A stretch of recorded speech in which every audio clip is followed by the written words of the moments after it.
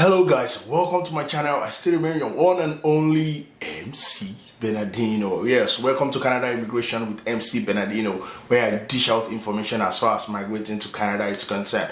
Alright, on today's episode, are you out there and IELTS has been your stumbling block? I mean, you don't know how to score huge mark, or probably it's because of the huge money that you have to have in your bank account for you to migrate into Canada. That is a major concern. Alright, on today's episode, I've brought a very wonderful, informative, and exciting topic for you to actually reconcile with. Alright, today I'll be talking about the Rural and Northern Immigration Pilot Program. So many questions I've had concerning this. People want me to talk about it. So today I'll be doing justice to that. So you want to sit down, I'm going to get a cup of coffee, a cup of tea, call your friends, everybody around you, because I'll be dissecting that for you. Shall we begin?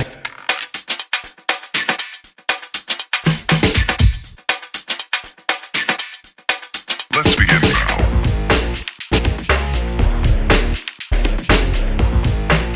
Welcome back. So is this your first time on this channel? Peradventure you just stumbled on this channel for the first time, Canada Immigration with MC Bernardino. Please take some few minutes. If you have not subscribed to this channel, click on the subscription button right beside it. There's a notification bell. Click on it too, so that anytime I drop a video, you'll be among the first to get it. Alright, so today, like I said, I'll be telling you about the Rural and Northern Immigration Pilot Program that was introduced by IRCC in conjunction with some communities in Canada, just to welcome people into Canada. So first thing first, like I always do, I will be taking you to the IRCC website where you can get these facts. You know, everything I bring to you is fact-based, right? I always get it from IRCC, so I don't just give you any kind of information. So join me as I take you to the IRCC website for us to actually know what this program is all about. I am on IRCC website, okay, Canada Government Immigration website. So let's see what they have to say about the Rural and Northern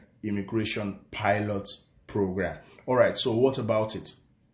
All right, the Rural and Northern Immigration Pilot is a community-driven program.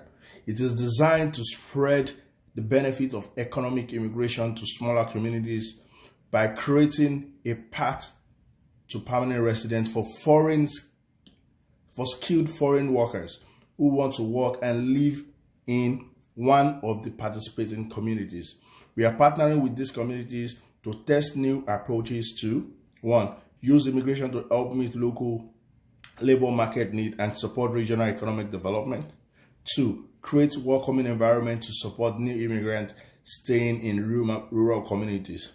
This pilot will help increase long-term retention of skilled newcomers to rural areas by working with community-based partners, other federal government partners, provincial, territorial government. So as you can clearly see from the IRCC website, that this program was actually developed in conjunction with some of these communities, so that, because it is discovered over time that most of the people that migrate to Canada, they end up in Ontario, they end up in British Columbia, Manitoba. These are the places that they want to go. They want to go to the cities. They want to go to where it's happening.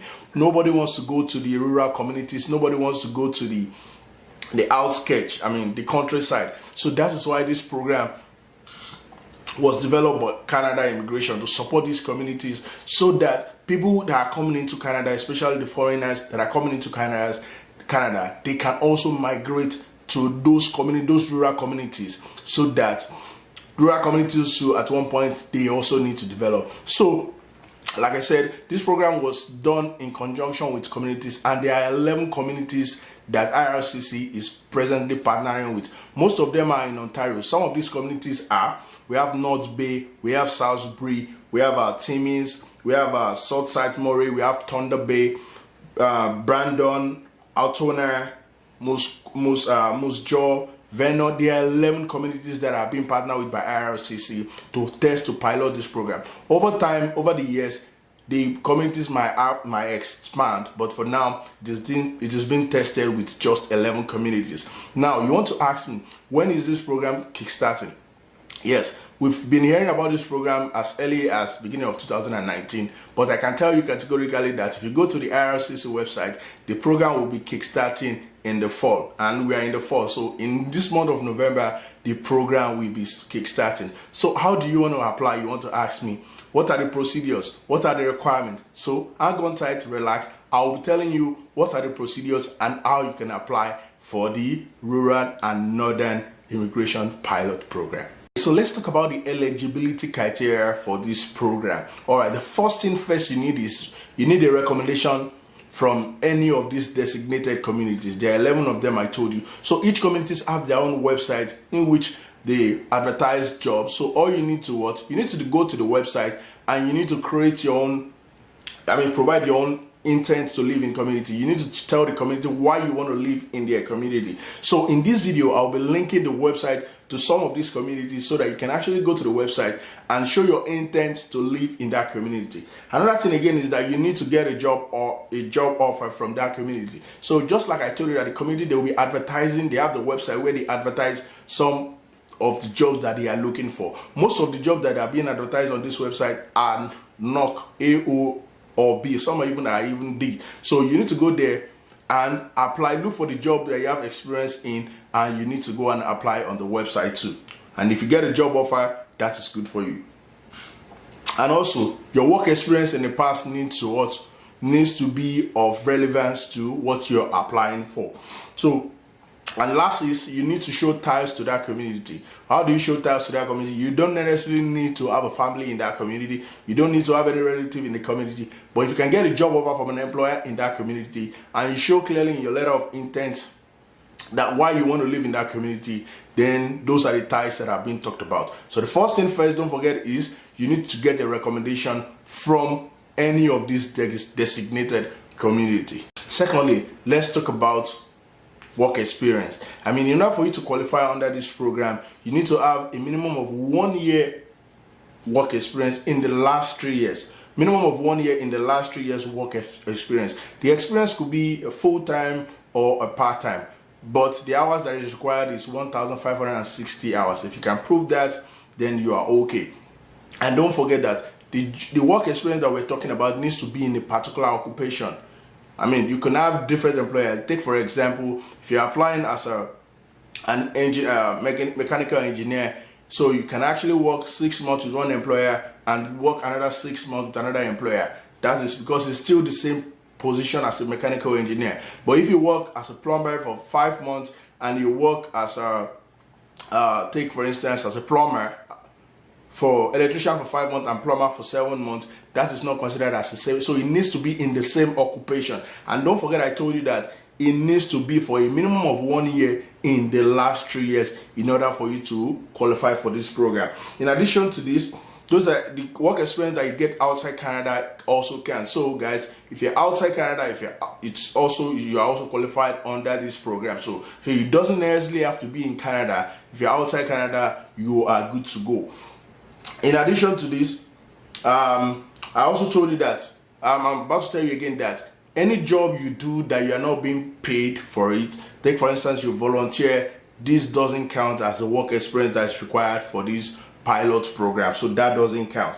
So don't count hours when you were self-employed. So if you are self-employed at the point, those hours does not count. So guys, this is the second eligibility criteria: work experience, minimum of 1 year in the last 3 years for you, and it could be part-time also, it could also be full-time. But as far as you can get 1,560 hours, you are good to go. Next will be job offer. So another criteria that you need to have for you to be qualified for the Rural and Northern Immigration Pilot Program is that you need to have a genuine job offer from any of the participating communities. They need to genuine. The word genuine is emphasized, so it needs to be genuine. All right. So one, the job must be full-time. The job that you get from any of these communities is full-time. Already I told you that how do you get this job? They have each of these communities have their own job website that they've created. I'll be linking the website in this video, so you can go to the website and apply for jobs. They advertise numerous jobs, they keep updating it, so you can look for the one you have experience in and you can apply for it. So it must be full-time, it must be non-seasonal, meaning that it must not be for a period of time. That's not considered full-time. And also the employment must be permanent. When I say permanent, just like I said, it must not be seasonal, it must not be for a period of time. It must be permanent, it must be full-time, it must be non-seasonal. And also, the wage must meet, so there's some, in Canada, there's some job bank minimum wage. I'll be linking that in this video. So the wage that you're getting from the job, the wage that you're being offered on the job must meet the minimum expectation in the job bank minimum guide. And lastly, your experience must demonstrate that you can perform the duties and job offered. So meaning that your experience, your previous experience that you had back home from wherever you're coming from previous job you've done, needs to match the present job that you're applying for in order for you to be qualified. I mean, you can't have previous experience as a mechanical engineer and this time around you're applying for a social worker. I mean, it doesn't tally. So that's another thing that you need to watch out for. Another very important thing that you need, criteria that you need to consider when you're applying for the rural and northern immigration pilot program is the language requirement. I mean, the language requirement, you need to consider that. So just like I told you at the beginning of this video, if you feel agitated because you're not passing your IELTS very well and it's hampering your chances in the express entry, this program, this pilot program, is something you want to consider, because the CLB that is required is not as huge as the one required in the express entry. All right, so the CLB that is required is based on the NOC code that you fall under. Take for instance, if your NOC code is NOC O, then you need to have a minimum of CLB 6. CLB 6 is fine for a NOC O. So if your job description, if your job category falls under NOC O, the highest CLB that is required from you is 6. And if your NOC is NOC B, you are required to have CLB 5. That is okay. And if your NOC code is NOC C, then with CLB 4, you are fine. So the highest requirement as far as language requirement is concerned is CLB 6. And when we talk about CLB 6, I mean, if you can get listening 5.5, writing 5.5, speaking and reading, if you can get 5, that is good for you. So 5.5 minimum, in 5.5 cutting across all the speaking, listening, writing and reading, that is not bad. With that, you should be good for this pilot program, the rural and the northern pilot program. So that's why I said that you don't need to keep killing yourself in the express entry. You can actually look into this northern, rural and northern immigration pilot program that is trending now. Some of you might want to ask me that, do I need to do my WES evaluation, my ECA evaluation, educational credential assessment? It is also one of the criteria that you need to succeed in this pilot program, because the community that you're going, they need to know what educational qualification you have, the highest one you have, they need to know. So that is why you need to do your WES evaluation. Simply, I have videos on this, so you want to click on my playlist. I have videos on how you can get your WES evaluation done. So get your WES evaluation done, especially for those that are coming from outside Canada. You're applying from outside Canada. Submit there are so many bodies that does this, but I'm more acquainted with the WES. So submit your result to them. They evaluate it and they put it in Canadian standard. And with that, you are also fine. So that is something you want to quickly do because it's part of the eligibility criteria. Okay, let's talk about the settlement fund, the proof of fund, which I know it's very germane. I mean, it's also one of the difficulties that are people that are applying from outside Canada face. As far as this program is concerned, the rural and northern immigration pilot program, you don't need huge proof of fund. You don't need to even break the bank in order for you to qualify for this program, because the proof of fund, the settlement fund that is required is pretty much lower compared to what is required in the express entry program. So what do they actually require? So for a family of one, I mean, just you by yourself, you're good with 8,722 Canadian dollars. A family of two, 10,858 Canadian dollars suffice. A family of three is good with 13,348 Canadian dollars, and so on. And a family of seven and above, they will be good with 23,080 Canadian dollars. I mean, so that is pretty much lower when you ask me as compared to the express entry, because they are not asking you to break the bank. Another thing again you need to do, that if you are applying from outside Canada, that is when this figure that I've just read out applies to you. But if you're in Canada and probably you're on a work permit, you're working, you don't need to show this huge amount of money in your bank account in order for you to qualify for this program. Last but not the least is the skill level. So when you ask me, out of all these 11 communities that are participating in this program, all the NOC codes are in demand. NOC O, NOC A, NOC B, NOC C, NOC D, they are in demand. But I wouldn't want to tell you what particular community requires this. What you need to do is that you need to do your own additional research. Go onto their website, which I'll be linking in this video. Do your own additional research, because it is not all NOC codes that are being demanded in each community. So everyone have their own preferences. So you want to take your own time and do your own additional research. And don't forget, in my disclaimer, I always tell you that I just provide information for you based on my own research. If you need your own additional information, why not go to their website and do your own additional research? Alright, so in summary, if you ask me what are the benefits of this program, as compared to others, I want to tell you that first thing first, the IELTS that is being required in this is not so huge. Just like I told you, the highest requirement for IELTS is CLB 6, which is primarily just talking about 5.5 across all languages. Across speaking, writing, listening, and reading. So with 5.5 band 6, you should be good. Another major advantage of this program will be that the proof of fund is not as huge as what is being required in the express entry. So it's another place that's another reason why you want to consider this, because with us, for a family of one, just you by yourself, with as low as 7,000 Canadian dollars, you should be fine. And with a family of two, you're looking at 10,000 Canadian dollars.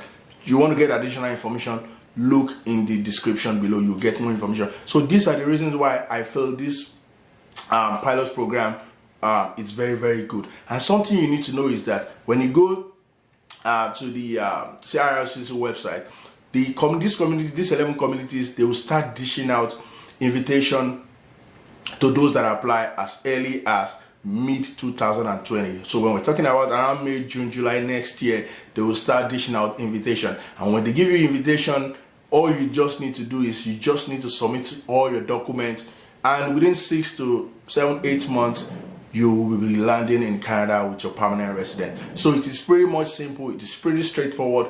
What are you waiting for? If you need additional information, feel free to go online and do your own research to get additional information.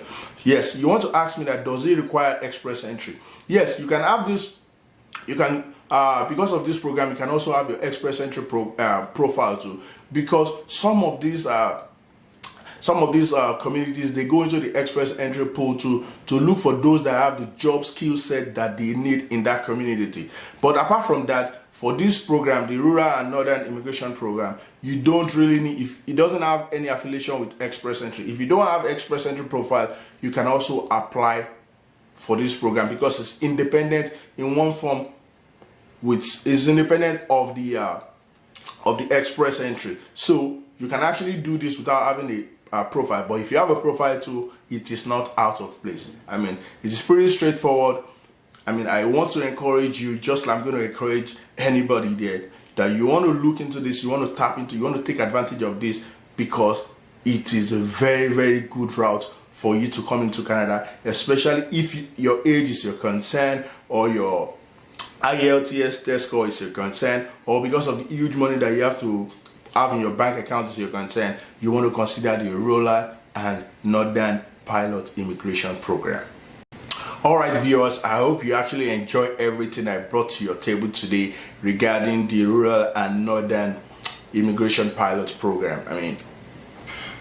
It's something I want to encourage you to actually look into. It is starting in this November.